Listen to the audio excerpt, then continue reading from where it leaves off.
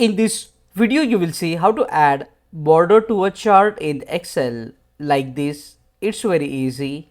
First, what you need to do is select the data, and after selecting, go to the Insert tab and select the type of graph you want. For example, I am selecting this one, and once you get the graph, now what you need to do is just click on the graph to select the graph or a chart.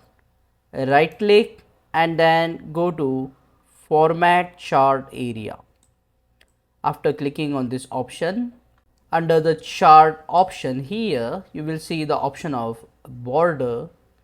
Click on this option and instead of automatic, select the option solid line and change the color to any color of your choice. For example, I am selecting here black color, and when you click inside the cell, as you can see, we have a black outer border to the chart.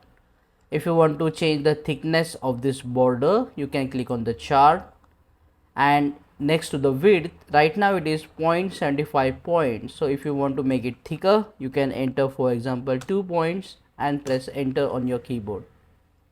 So you can increase the thickness of the border like this. Similarly, if you want the inner border for the chart, you can click on this grid lines and then change the color of these grid lines as well, and then click on the another grid lines and then change the color to black for example. However, for the x-axis and the y-axis lines, you will need to click on the numbers, then go to the fill color option and then change the color of the axis line like this for x and y axis.